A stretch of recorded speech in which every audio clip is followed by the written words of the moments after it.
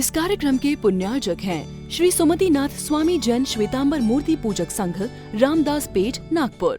इस दुनिया का एक महत्वपूर्ण शब्द है, उस शब्द का नाम है पाप। दुनिया का दुर्भाग्य है कि पाप को तब मानते हैं पाप जब वो लोगों की निगाह में प्रकट हो जाते हैं। जब तक आपकी चोरी नहीं पकड़ाती है तब तक आप साहूकार होते हैं, प्रामाणिक होते हैं, और जिस दिन आप ओपन हो जाते हैं, आप खुले हो जाते हैं, उस दिन आप दिखावटी आंसू लाने का प्रयास करते हैं। जैन शास्त्रों में 18 प्रकार के पाप बताए हैं।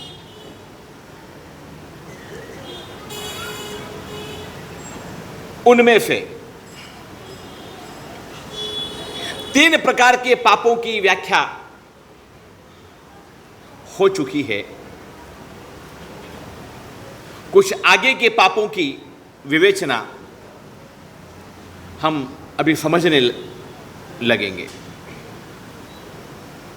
लेकिन इसी के साथ में एक और सब्जेक्ट है आज के प्रवचन का। रविवार का आज दिन है। कुछ प्यारे मनोहार के मीठे मेहमान यहां पर पधारे हैं, जिनके रोज दर्शन नहीं होते थे, आज उनके दीदार हो गए हैं। वाकई कमाल। रविवार तुझे सलाम है, रविवार तुझे सलाम है। क्या तेरी महानता है। सिटियों में तो अब लोग शादी भी रविवार को करते हैं, एंगेजमेंट भी रविवार को करते हैं। मुहूर्त तो मालूम नहीं है, लेकिन रविवार इस दुनिया का सबसे बड़ा मुहूर्त हो चुका है। आपका बस न चले, वरना जन्म भी रविवार को हो, और अगर आपका बस चले तो मृत्यु भी। पुण्यशालियों, इस रविवार को मैं सलाम करता हूं। इसलिए सलाम करता हूं कि आप सभी के आज दर्शन हुए हैं, लंबे टाइम तक दर्शन हुए हैं। आज के प्रवचन का सब्जेक्ट है आकांक्षा, अपेक्षा। जो अपेक्षा है वो इस दुनिया का सबसे बड़ा छुपा हुआ जहर है, पता नहीं चलता। रामायण की एक घटना को आगे बढ़ा करके मैं अपनी बात को शुरुआत करना चाहता हूं। दशरथ की कुल 3 रानियां थी। एक का नाम कौशल्या था, एक का नाम सुमित्रा था, और सबसे लास्ट में जो रानी आई थी, उस रानी का नाम क्या था बोलो? कैकेयी था। न कौशल्या का ज्यादा जिक्र आता है, न सुमित्रा का ज्यादा जिक्र आता है। पूरी रामायण में अगर सबसे ज्यादा जिक्र अगर किसका आता है तो बोलो किसका आता है? बोलो, एक बार बोल दो, किसका आता है बोलो? आप क्या समझ रहे हो? कैकेयी बुरी थी, खराब थी, मनहूस थी? पूरी रामायण को पढ़ने के बाद एक बात यह प्रतीत होती है कि तीनों रानियों में सबसे ज्यादा गुणवान अगर कोई रानी थी, सबसे पावरफुल अगर कोई रानी थी, पति की सबसे ज्यादा सेवा जिसने करी थी, दशरथ की जान जिसने बचाई थी, बोलो उस रानी का नाम क्या था? बोलो। इतनी अच्छी रानी होने के बाद भी आज दिन तक पूरे नागपुर के अंदर आपको सुमित्रा कई मिल जाएगी, अरे कौशल्या भी ढूंढने पर मिल जाएगी। एक कई आज दिन तक कोई देख सकता है? आज दिन तक किसी मां बाप ने अपनी बेटी का नाम कई रखा है? बोलो, अरे बोलो तो सही। नहीं रखा। कोई रखना चाहेगा? कोई रखना चाहेगा? बोलो। उसकी जिंदगी अच्छी थी, उसका जीवन अच्छा था, सब कुछ अच्छा था, लेकिन एक चीज ने उसकी पूरी जिंदगी को क्या बना दिया? जहर बना दिया। कई का नाम भी कोई सुनना नहीं चाहता है। पूरी अयोध्या सजी हुई है, पूरी अयोध्या खुशहाल है। सारी दुनिया को मालूम है कि हमारे राम क्या बनने वाले हैं? आज राजा बनने वाले हैं। दशरथ की अवस्था हो गई, दशरथ की उम्र हो गई, और एक उम्र होने के बाद व्यक्ति को निवृत्ति लेनी चाहिए। एक उम्र होने के बाद स्वतः व्यक्ति को अन्यों के लिए स्थान खाली छोड़ देना चाहिए। आप कभी ये समझे या नहीं समझे? जो चीज दशरथ समझ गया था, वो चीज हम लोग कभी समझे या नहीं समझे? तिजोरी की चाबियां कभी बहू को देने का प्रयास किया कि नहीं किया? सोना खाली दिखाया ही कि ये तेरा सोना है, कि कभी अधिकार भी दे दिया कि ले दे, जो करना हो कर, चल। एक उम्र होने के बाद, याद रख लो, एक अवस्था होने के बाद आप निवृत्त हो जाओ। आप जब तक निवृत्त नहीं होंगे, दूसरा व्यक्ति कभी प्रवृत्त नहीं हो सकता। पुण्यशालियों, दशरथ को समझ में आ गई कि अब मुझे निवृत्त होना चाहिए, मेरी उम्र हो गई, अब मुझे मेरे योग्य व्यक्ति की जिम्मेदारी पर, कंधों पर भार दे देना चाहिए। और याद रख लो, भारतीय परंपरा के अंदर बहुत कम ऐसे किस्से हैं जिनके बेटों ने पिता से सत्ता को छीनी है। मैं अभी मुगल इतिहास को पढ़ रहा था, ऐसे सैकड़ों किस्से हैं, पिता के तख्त को बेटों ने छीन लिया। अगर आप नहीं छोड़ोगे तो लोग छीन लेंगे। कोई आपसे छीने, अरे कोई आपको सस्पेंड करे, उसके पहले आपको क्या कर देना चाहिए? अरे बोलो तो सही, क्या कर देना चाहिए? इस्तीफा दे देना चाहिए। इस्तीफा में इंटरेस्ट है कि सस्पेंड होने में इंटरेस्ट है? बोलो। दशरथ चतुर व्यक्ति है, उन्होंने श्री राम का राज्याभिषेक की तैयारी करी है। जहां देखो वहां पर आनंद मंगल हो रहा है, पूरी अयोध्या प्रसन्न है, राज परिवार प्रसन्न है, कई प्रसन्न है, सुमित्रा प्रसन्न है, कौशल्या खुश है, मंथरा भी आनंदित है, किसी को कोई समस्या नहीं है। ये आज मैंने एक बात जो करी है, अनकहे रहस्य, शायद जो आपको अभी तक पता नहीं है, लेकिन जो फैक्ट है, जो प्रमाणित तथ्य है, उन तथ्यों की ओर मैं आपका ध्यान आकर्षित करना चाहता हूं। 15 दिनों से तैयारियां चल रही है। राजा राम को राजा बनाने के लिए पूरा राज्य तत्पर बना हुआ है, लेकिन एक घटना घटती है। इंद्र सभा के अंदर इंद्र बैठा हुआ है, बड़ा चिंतित है। देवतागण सामने बैठे हुए हैं। वाल्मीकि रामायण के अंदर आई हुई इस घटना के आधार पर मैं आपको यह बात बताना चाहता हूं। जैन परंपरा में इस प्रकार की कोई घटना का जिक्र नहीं है, लेकिन वाल्मीकि रामायण के आधारित यह घटना मैं आपको बताना चाहता हूं। मंथरा को गाली बकने के पहले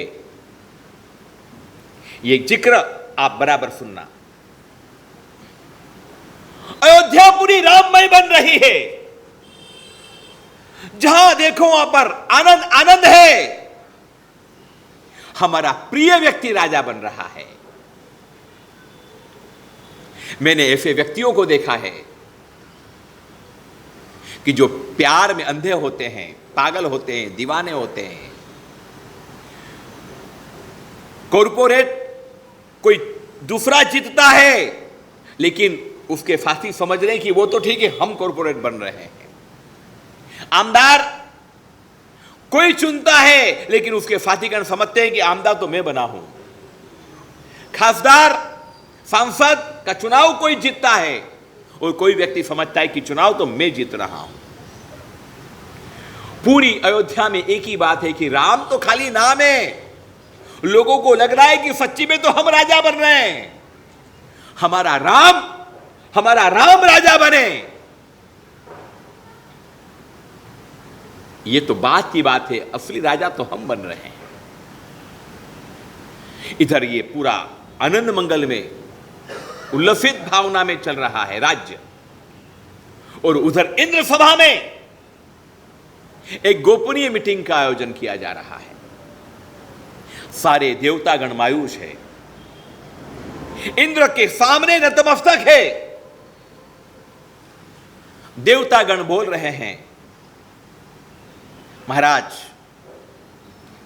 ये राक्षसगण बड़े बड़े परेशान कर रहे हैं, ऋषि मुनियों को परेशान कर रहे हैं, सभी को परेशान कर रहे हैं। आप कुछ कीजिए। इंद्र चिंतन कर रहा है, और इंद्र के चिंतन में आया कि अगर राम राजा बन जाएंगे तो राजकाज में खो जाएंगे, फिर इन असुरों का नाश नहीं होगा, इन उपद्रवियों का अंत नहीं होगा। निहत्थे लोगों को परेशान करने वाले यज्ञ के अंदर हड्डियां डालने वाले असुरों का अंत नहीं होगा। इंद्र के दिमाग के अंदर एक प्लान सूझा। उसने सरस्वती को बुलाया। सरस्वती हाजिर हुई। फरमाइए महाराज क्या आदेश है? कि सरस्वती तुझे काम करना है, और वो तू ही कर सकती है। कैसे भी करके ये प्रयास करना है कि कल राज सिंहासन पर जो राम बैठने वाले हैं उनका राज्याभिषेक नहीं होना चाहिए। सरस्वती ने कहा कि इसमें मेरा क्या लेना देना? बोले नहीं, तू कर सकती है। वाल्मीकि रामायण के अंदर, तुलसी की रामायण के अंदर आई हुई इस घटना के आधार पर मैं आपको यह बात बताना चाहता हूं। और शायद आपने अभी तक सुनी है क्या? यह बात सुनी है अभी तक आपने? शायद नहीं सुनी है। लेकिन मैं जो बात कर रहा हूं वो प्रमाण के साथ कर रहा हूं, एकदम प्रमाणित बात कर रहा हूं। सरस्वती खड़ी है। इंद्र उसको निवेदन कर रहे हैं कि सरस्वती तू एक काम कर, राम कल राज्याभिषेक करने वाले हैं, गुरु वशिष्ठ उनका राज्याभिषेक करने वाले हैं। राजा बन गए राम तो बड़ा विनाश होगा, देवताओं को बहुत बड़ा नुकसान होगा। देवताओं के रक्षण के लिए, सज्जनों की रक्षा के लिए कैसे भी करके कल राम का राज्याभिषेक नहीं होना चाहिए। तू कुछ भी कर, जो कर सकती है वो कर। और इतिहास ये कहता है, सरस्वती आती है, मंथरा के पास आती है, मंथरा के मस्तिष्क को उलटफेर करती है। क्या कैकेयी के मस्तिष्क को उलटफेर नहीं कर सकती थी? नहीं, मीडिएटर चाहिए।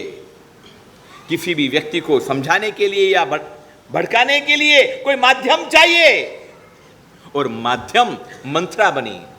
सरस्वती ने बुद्धि फेरी। जगह जगह ये बात आती है कि सरस्वती ने बुद्धि को चेंज कर दिया, मंत्रा ने अपना खेल चालू कर दिया। कैकेयी के भीतर में एक अपेक्षा जगाई, दुष्परिणामों की श्रृंखला बताई, ये बता दिया कि काश अगर राजा राम बन गए तो फिर तेरी 2 कौड़ी की औकात न होगी, फिर तेरी 2 कौड़ी की इज्जत न होगी। हो सकता है कि राम भरत को जेल में डाल दे, अनर्थ की परंपरा होगी। आज तेरा पति तेरी मुट्ठी में है, और याद रख लो, स्त्री की सबसे बड़ी शक्ति पुत्र नहीं होती, स्त्री की सबसे बड़ी शक्ति पति होता है। बेटा उसकी माने या ना माने वो बात की बातें निश्चित नहीं है, लेकिन कुशल अगर पत्नी होती तो पति को अपने वश में रखती, पति को अपने नियंत्रण में रखती है। मंत्रा की ये बातें कैकेयी के भीतर में आग लगा दी। वो सन्नारी थी, वो पवित्र नारी थी, उसके मन में कोई दोष नहीं था, कोई द्वेष भाव नहीं था। लेकिन जब उसके भीतर में आग लग गई, ज्वाला भड़कने लगी, वो सज्ज हो गई। उसको याद आया, मेरे पिता ने मेरी शादी के पहले एक मांग की थी दशरथ से, एक चीज को मांगा था कि मेरी बेटी का पुत्र वो इस देश का राजा बनेगा, और दशरथ ने वचन दिया था, दशरथ ने वचन दिया था। वो बात उसको याद आ गई, उसको वो बात भी याद आ गई। युद्ध चल रहा है, दशरथ घायल हैं, दशरथ बेहोश हो गए कुछ क्षण के लिए, और ऐसे समय में कैकेयी रणचंडी बनी हुई है, हाथ में तलवार लिए हुए हैं, और हाथ में तलवार लेकर के वो संबकासुर का सामना करने के लिए प्रयत्नशील हुई है। एक अबला नारी एक असुर के सामने जूझ रही है, संघर्ष कर रही है, और यकायक दशरथ को होश आता है, उसकी आंखें खुलती है, वो देख रहा है, ओहो हो, मेरी पत्नी, मेरी प्रियतमा अकेली संबकासुर से लोहा ले रही है। दशरथ का क्षात्र तो जाग उठा, उसने धनुष हाथ में लिया, तीर हाथ में लिए, और क्रोधित होकर के तीरों की ऐसी वर्षा करी कि संबकासुर भाग गया। बाद में उसको पता चला कि वो तो बेहोश हो चुका था, उसका रथ तो मिट्टी में फंस चुका था। आज अगर जान बची है तो एक कैकेयी की वजह से बची है। पुरुष हमेशा करुणालु होता है, पुरुष हमेशा दयालु होता है, जल्दी रिझ जाता है, जल्दी खिंच जाता है। स्त्री को मनाना भी आसान नहीं होता, वो जल्दी मानती नहीं है, और जब खिंच जाए एक बार रूठने के बाद वापस पलटती भी नहीं है। इस कार्यक्रम के पुण्यार्जक थे श्री सुमति नाथ स्वामी जैन श्वेतांबर मूर्ति पूजक संघ, रामदास पेठ, नागपुर।